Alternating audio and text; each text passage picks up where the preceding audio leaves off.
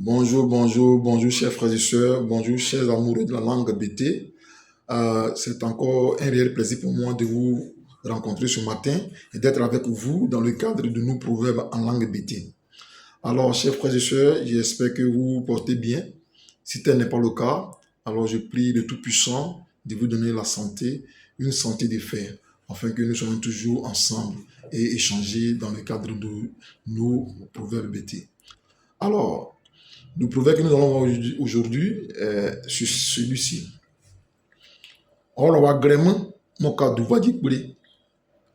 Oro wa grema moka duvadi kple. Grès, c'est le masque. Duva, c'est la souche. Un tronc d'arbre coupé et qui est dans le sol avec ses racines. Kple, c'est le pied. Donc on dit Oro wa grema moka duvadi kple.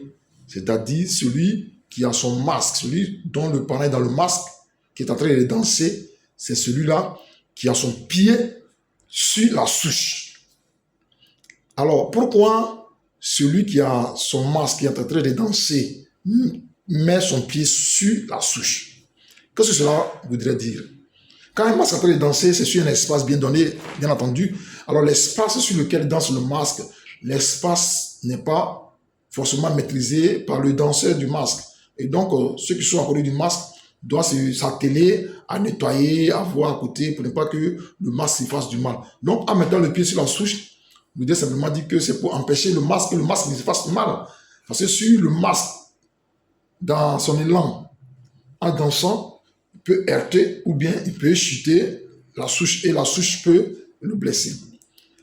Donc, quand on dit embêter, cela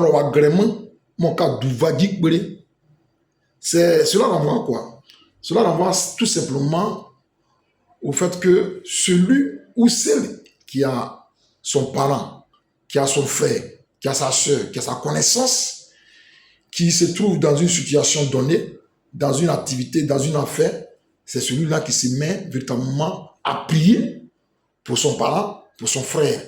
C'est celui-là qui se met à faire de son mieux, si on veut bien, à passer son fétiche, ou encore prier son Dieu pour que son parent ou son frère ou sa connaissance qui se trouve dans cette affaire puisse véritablement s'en sortir, puisse ne pas rencontrer des obstacles.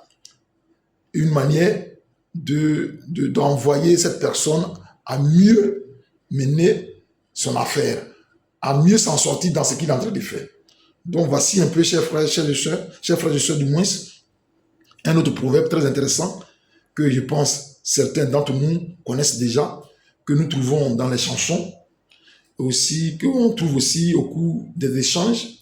Donc nous le disons ici une fois de plus, afin que nos frères et sœurs, bien entendu, ceux qui n'arrivent pas à s'exprimer dans leur langue maternelle, bien qu'ils soient de père et de mère eux-mêmes bêtés, puissent véritablement aussi user de ce proverbe, puissent l'employer dans des circonstances bien précises au cours de leur échange avec des frères et amis, puissent véritablement l'utiliser.